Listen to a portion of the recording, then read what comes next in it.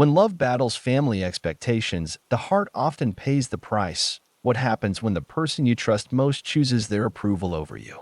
One man's raw confession reveals the pain of betrayal and the strength to move forward.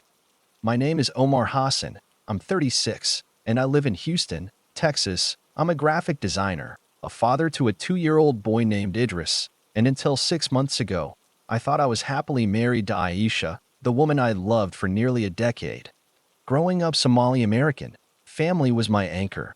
My parents fled Mogadishu in the 90s, raising me in a home filled with cousins, aunties, and the smell of cardamom spiced coffee. We weren't wealthy, but we had community. Stories shared over plates of sambusa. Dreams whispered during late night prayers. I wanted that for my own family, and I thought Aisha did too. We met in college at an art showcase. I was showing my graphic design portfolio. Aisha was there, a sharp international business major with a smile that lit up the room. She was Pakistani American, raised in a conservative family obsessed with status. Her parents never approved of me, a freelancer with no prestigious job or fancy car. They drop hints about her marrying better, someone with a title like doctor or engineer. But Aisha chose me. We married in a small ceremony, blending our worlds, her in a red lehenga, me in a Somali makawis. When Idris was born, his tiny hand gripping my finger, I felt our life was complete.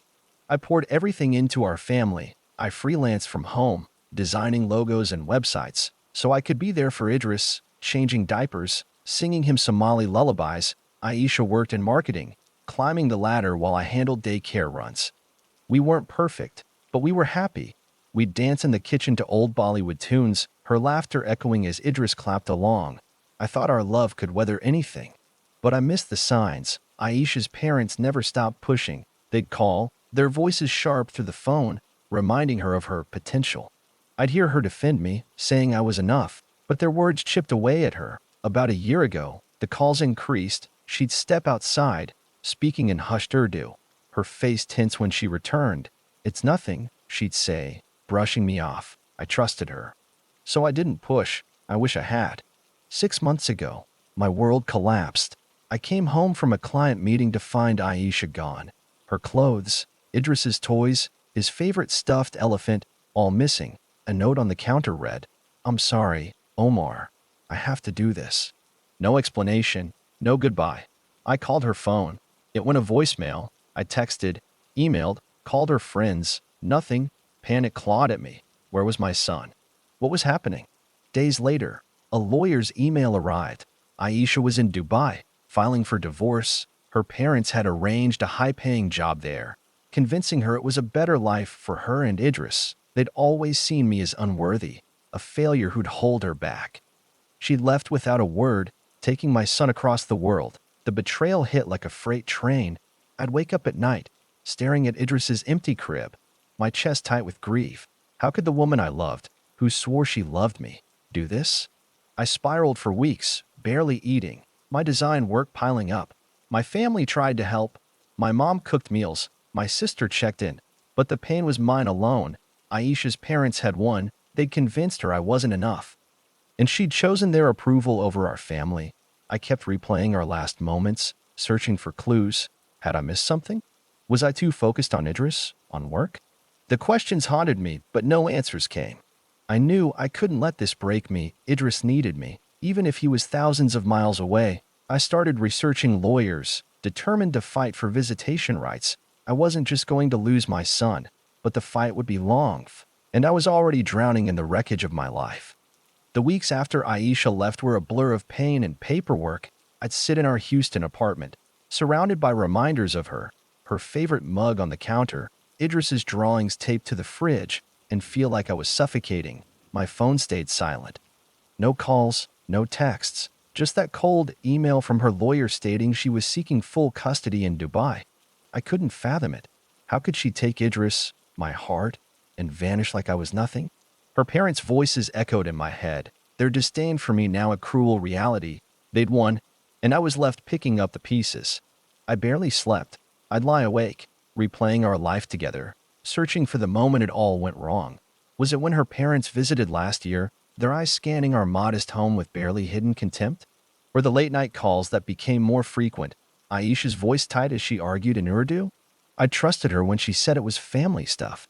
I thought we were a team. Now, I felt like a fool.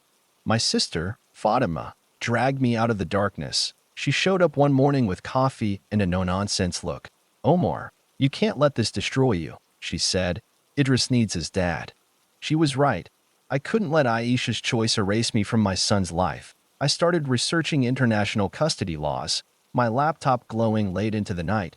The legal jargon was overwhelming: jurisdiction, Hague Convention, UAE family courts. But I had to understand it. I found a lawyer, Sarah, who specialized in cross-border cases. She was blunt. This will be expensive and tough. Omar, Dubai's courts favor mothers, but we can fight for visitation. I nodded, my savings account already shrinking in my mind. Work became my lifeline. As a freelance graphic designer, I'd always juggled deadlines, but now I poured myself into it. I took on extra clients, designing logos and websites until my eyes burned. It wasn't just about money for the lawyer. It kept my mind from spiraling. My clients didn't know my world was crumbling. They praised my focus, unaware I was running from grief. But every time I saw a kid Idris's age at the park, my chest tightened. I'd imagine his laugh, his tiny hands grabbing my beard. Was he okay? Did he miss me? Did Aisha even tell him about me? I tried reaching out to her. I sent emails, polite at first, begging for a call, a photo of Idris, anything. No reply. I called her parents, swallowing my pride, but her father's voice was ice. She's doing what's best for her future.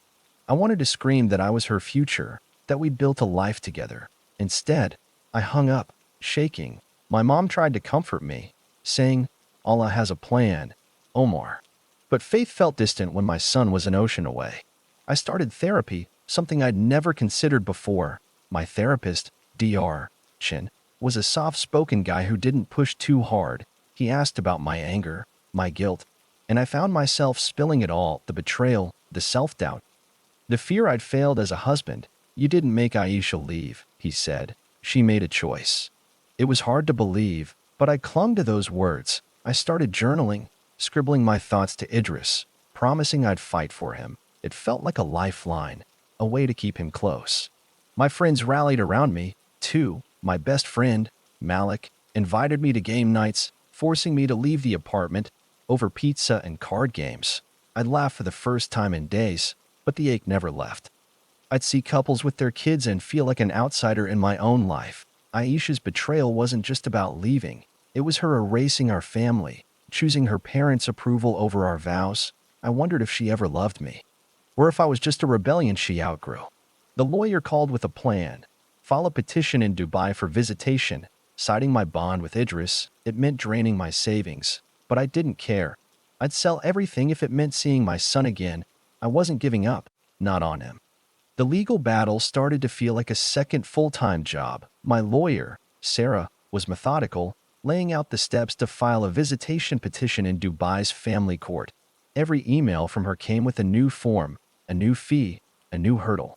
I'd sit at my kitchen table, papers spread out like a map of my broken life, trying to make sense of terms like cross-jurisdictional enforcement. My savings were bleeding, $10,000 gone in the first month alone. But Idris's face kept me going. I'd found an old photo of him on my phone, giggling in a park swing, and I'd stare at it during late-night work sessions, promising him I'd fight. Aisha still wouldn't respond. I sent messages through every channel: email, WhatsApp, even her old work account, pleading for a conversation. Just tell me he's okay. I wrote once, my hand shaking. Nothing. Her silence was louder than any argument we'd ever had. I started to wonder what she told Idris about me. Did she say I was gone? That I didn't care? The thought made my stomach churn. I'd always been the one to sing him to sleep, to build block towers he'd gleefully knock down. Now, I was just a ghost in his life. My family tried to keep me grounded. My mom would drop off containers of biryani, her way of saying she was there without pushing me to talk. But one night, she sat me down. Omar, you can't let this anger eat you, she said, her eyes soft but firm. You're more than this pain. I wanted to believe her, but the anger was a fire I couldn't put out. I wasn't just mad at Aisha. I was furious at her parents for planting the idea that I wasn't enough, and myself for not seeing it coming. Therapy helped me name it. But naming it didn't make it hurt less. Work was my escape, but even that started to crack. A client rejected a logo I'd spent weeks on, saying it lacked spark. I stared at the email, feeling like it was about me, not the design. My confidence was shot. I'd always prided myself on my creativity, but now every sketch felt flat, every color muted. I took a break one afternoon and walked to the park where I used to push Idris on the swings. Watching other dads with their kids felt like a knife twisting. I wondered if Idris even remembered those days. Then, a small breakthrough came. Sarah called with news. The Dubai court had acknowledged my petition. It wasn't a win, but it was a step. They'd scheduled a preliminary hearing in 3 months, virtual. Thank God, since I couldn't afford to fly. Sarah warned me it was just the start, and Aisha's lawyer was pushing back, claiming I'd abandoned my family. The lie stung. I wanted to scream that. She left. She took my son. Instead, I sent Sarah every photo, every video of me and Idris, proof I was his dad in every way that mattered. I started rebuilding in small ways. My friend Malik dragged me to a local art meetup, where I met other designers. One, a woman named Lena, liked my portfolio and offered to pass my name to a bigger agency. It wasn't a job offer, but it was a spark of hope. I also started running, something I hadn't done since college. The rhythm of my feet on the pavement, the burn in my lungs, it gave me a way to channel the anger. Dr. Chin, my therapist, called it reclaiming my body. I called it surviving. But nights were still hard. I'd dream of Idris calling for me, only to wake up to an empty apartment. I kept writing to him in my journal, letters I hoped he'd read one day. I'm fighting for you, buddy. I wrote, your dad's still here. I didn't know if Aisha would ever let him see those words, but they kept me tethered to him. The legal fight was draining. The silence from Aisha was crushing. But I wasn't done. Not yet. The waiting was the worst part. 3 months until the Dubai court hearing felt like an eternity, each day dragging with the weight of uncertainty. I'd check my email obsessively, hoping for a response from Aisha, a photo of Idris, anything to prove he was okay. Nothing came. Her silence wasn't just rejection, it was erasure. Like our years together, our family, had never existed. I'd lie awake at night, imagining Idris growing up without me, calling someone else Baba. The thought was a punch to the gut, leaving me gasping. My lawyer, Sarah, kept me focused. She had me compile a timeline of my life with Idris. Every doctor's visit, every bedtime story, every park trip. It was agonizing, reliving those moments while knowing he was so far away. I found a video on my phone of him blowing out candles on his 2nd birthday, his face smeared with cake, Aisha laughing in the background. I sent it to Sarah, but watching it felt like tearing open a wound. I wanted to believe the court would see I was a good dad. But doubt. Not at me. What if they believed Aisha's lawyer, that I'd somehow failed them? Work was a mixed bag. The agency Lena recommended reached out, offering a contract for a branding project. It was a big deal, steady pay, a chance to rebuild my portfolio. I threw myself into it, sketching late into the night. But my heart wasn't fully there. I'd catch myself staring at my screen, thinking of Idris instead of color palettes. My sister, Fatima, noticed. She came over one evening with takeout, her eyes scanning my cluttered apartment. Omar, you're disappearing. She said, you're doing all this for Idris, but what about you? I didn't have an answer. I was fighting for him, but I was losing pieces of myself. Therapy with Dr. Chin became my anchor. He pushed me to confront the anger, not just at Aisha, but at myself. I'd blamed myself for not being enough for her parents, for not seeing her drift away. You can't control her choices, he said. You can only control how you respond. I started small, signing up for a local 5K run, something to feel alive again. Crossing the finish line, sweaty and exhausted, I felt a flicker of pride. It wasn't much, but it was mine. My community stepped up in ways I didn't expect. My mosque organized a fundraiser to help with legal fees, no questions asked. Neighbors dropped off meals, old friends sent texts checking in. Malik even set up a group chat called Omar's Cheer Squad, where he'd post dumb memes to make me laugh. It reminded me of the Somali proverb my dad used to say, a rope is strongest when it's woven together. I wasn't alone, even if it felt that way sometimes. But the pain of Aisha's betrayal lingered like a bruise. I found an old scarf of hers in the closet, still faintly smelling of her jasmine perfume. I sat there, holding it, wondering where we went wrong. Had she ever loved me, or was I just a phase she outgrew? Her parents' voices must have been louder than mine, convincing her that a job in Dubai, a life without me, was better for Idris. I wanted to hate her, but part of me still loved the woman who danced with me in our kitchen, who'd kissed Idris's forehead and called him John. The legal prep intensified. Sarah had me write a statement for the court, explaining why I deserved visitation. I poured my heart into it, describing how I'd taught Idris to say Baba, how I'd carried him on my shoulders during walks. I didn't know if it would matter to a judge in Dubai, but it mattered to me. I was fighting for my son, but also for the man I wanted to be, one who didn't let betrayal define him. The hearing was getting closer, and with it, a chance to reclaim something I'd lost. I wasn't ready to give up, not on Idris, not on myself. The closer the Dubai court hearing got, the heavier the weight on my chest. I'd wake up at 3 a.m., my mind racing with what ifs. What if the judge sided with Aisha? What if I never saw Idris again? I'd scroll through old photos on my phone, him splashing in a kiddie pool, his tiny sneakers by the door, and the ache would hit so hard I could barely breathe. I wasn't just fighting for visitation. I was fighting to stay as dad. Aisha's silence made it worse. I'd sent her one last email, begging for a call to talk about Idris, not us. He deserves both of us. I wrote, no response. It was like shouting into a void.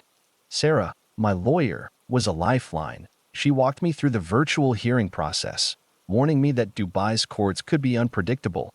Aisha's lawyer had submitted a statement claiming I was unstable and hadn't supported her ambitions. The accusation burned? Unstable? I'd been the one holding our family together, cooking dinners, reading Idris bedtime stories, juggling freelance gigs so she could chase her career. I spent hours drafting a rebuttal, pouring out how I'd been there for every fever, every milestone. Sarah read it and nodded. This is strong, Omar. It shows who you are. I hoped it would be enough. Work was a double-edged sword. The agency contract was a boost, steady pay, a chance to rebuild my reputation. I designed a sleek branding package for a local startup, and when they praised it, I felt a flicker of the old me, the guy who loved creating. But the long hours left me drained. I'd catch myself sketching Idris's face in the margins of my notebook, his big eyes staring back. My sister, Fatima, noticed the toll. She'd call, pretending it was about her day, but really checking on me. "You're stronger than you think," she said once. I didn't feel strong. I felt like a man trying not to drown. Therapy with Dr. Chin kept me grounded. He asked me to name what I was fighting for. Beyond Idris, it was a hard question. I'd built my life around Aisha and Idris, and without them, I didn't know who I was. "You're still you, Omar," he said. "A father, an artist, a brother." I started small, signing up for an online design course to sharpen my skills. It felt good to learn again, to focus on something I could control. I also kept running, pushing myself to go farther each week. The physical pain drowned out the emotional for a while. My community became my backbone. Malik organized a barbecue at his place, dragging me out of my apartment.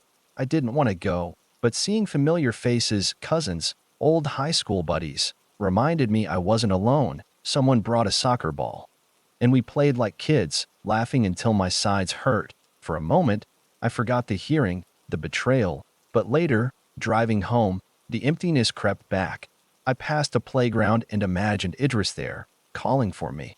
I pulled over, tears blurring my vision. I didn't hate Aisha, not really. I hated the choice she made, prioritizing her parents' approval over our family.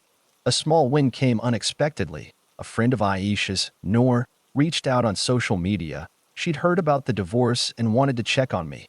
"Aisha's under a lot of pressure," she said cautiously. "Her parents, they're controlling." It wasn't an excuse, but it was the first glimpse into Aisha's world since she left. Noor promised to send a photo of Idris when she could. It wasn't much, but it was a thread of hope. I clung to it, imagining his smile, his voice. The hearing was 2 weeks away, and Sarah had me rehearse my statement. I practiced in front of a mirror, my voice shaking as I described my love for Idris. I didn't know if it would sway the judge, but it was my truth. I was a father, and no distance. No court, no betrayal could take that away. I was ready to fight, even if it broke me. The days leading up to the Dubai hearing felt like walking a tightrope. Every morning, I'd check my email, half expecting a miracle, a message from Aisha, a photo of Idris, some sign she hadn't erased me completely. Nothing came. The silence was a wound that wouldn't heal, and with the hearing just a week away, my nerves were raw. I'd lie in bed, staring at the ceiling, imagining the worst. A judge ruling I'd never see my son again, Idris growing up thinking I didn't fight for him. The fear was suffocating, but I couldn't let it win.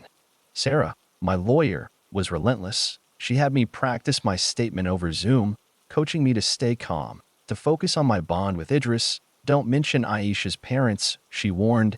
It'll look like you're deflecting. That was hard. Their disapproval had poisoned everything, convincing Aisha I wasn't enough. Still, I followed Sarah's lead, rewriting my statement until it was just me and Idris. Every memory of him clinging to my leg, his giggles when I'd tickle him. I sent her more evidence. A video of me teaching him to stack blocks, a photo of us napping together on the couch. This is good, Sarah said. It shows you're his father. I hoped the court would see it too. Work kept me sane, barely. The agency project was wrapping up, and the client loved my designs. They offered another contract, a bigger one, and for the first time in months, I felt a spark of pride. I was good at this, even if my heart was in pieces. But the long hours meant less sleep, and I'd catch myself zoning out, thinking of Idris. I'd started carrying one of his old toys, a tiny plastic dinosaur, in my pocket. It was silly, but feeling it there grounded me, like a piece of him was still with me. My therapy sessions with Dr. Chin dug deeper. He asked me to write a letter to Aisha, not to send, but to process. I poured it all out, my hurt, my anger, my confusion. How could you choose them over us? I wrote, did our life mean nothing? It felt good to get it out, but it didn't erase the pain. Dr. Chin said healing wasn't about forgetting Aisha, but about finding a way to live with the loss. I wasn't there yet, but I was trying. I'd started painting again. Something I hadn't done since college, just small canvases, abstract swirls of color that let me pour out what words couldn't. My family and friends kept me tethered. My mom invited me to Friday prayers at the mosque, and though I'd been distant from faith, I went. The familiar rhythm of the salah, the hum of voices, felt like coming home afterward. An elder I'd known since childhood pulled me aside. You're carrying a heavy load, Omar, he said, but you're stronger than you know. His words stuck with me, a reminder that I wasn't just a victim of Aisha's choice.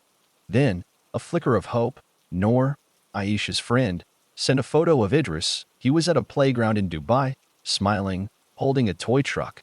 My heart leapt and broke at the same time. He looked bigger, his curls longer, but he was still my boy. Noor wrote, he's okay.